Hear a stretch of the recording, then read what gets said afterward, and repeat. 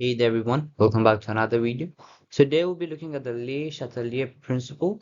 This is IGCSE Chemistry 0620. Let's get started. So what is the Chatelier principle? When a change is made to the conditions of a system at equilibrium, the system automatically moves to oppose this change. This principle is used to predict changes to the position of equilibrium when there are changes in the temperature, pressure, and the concentration. So the Le Chatelier principle is going to basically look at what will happen to the equilibrium whenever it is opposed, and there are factors that affect where the equilibrium will be, such as temperature, whether it's increased, decreased, where will it go, pressure, and concentration. So let's look at them. Knowing the energy changes, states, and concentration involved allows us to use the principle to manipulate the outcome of reversible reactions. Now, this is really important. If we have a reaction like a normal reaction, which is not a reversible reaction, we cannot use the Le Chatelier principle. The Le Chatelier principle is only applicable in the reversible reactions, right? Because we can manipulate where the outcome will be. For example, if I want more of a product or more of the reactant, I could manipulate it using the temperature, pressure, and concentration to see or yield the result that I want, right? Then we have the first factor affecting, that's temperature. Increase in the temperature favors the endothermic reaction, and decrease in the temperature favors the exothermic reactions. Now, this is how I remember it.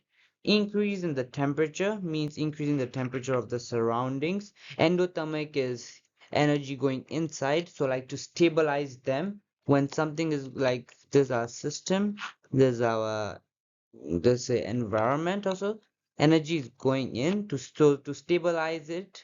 The temperature is increased so that it balances. That's how I remember it. Now, decrease in temperature, we have our system. Exothermic, the temperature of the system decreases, so the energy is sent out to exothermic. I mean, you can find your own ways of remembering them. These are just some ways I remember them. And yeah, then we have number two, pressure.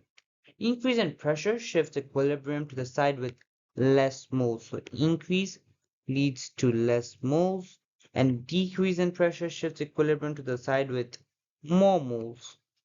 So now, yeah, this is how I remember it again. These are like inversely proportional.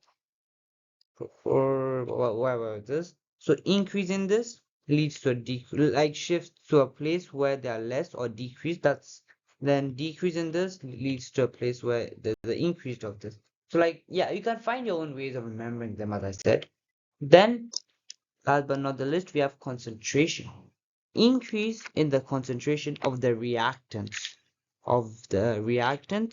Equilibrium shifts to the right, means to the product side. Then increasing the concentration of the products shifts equilibrium to the left, which is again the reactants. Now some of you may ask, what about catalyst? Catalyst does not affect equilibrium because it favors both the reactants and the products. It speeds up the rate of both backward and forward reaction. Then, okay, that's all for this video.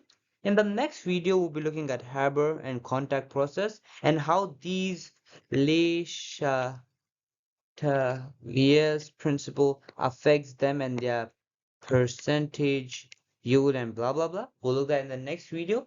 Till then, make sure you have liked, you have shared this with your friends, you have of course subscribed, and make sure to comment as well. I really like it when you guys comment. And that'll be all for this video. Thank you very much for watching. See you in the next video. Till then.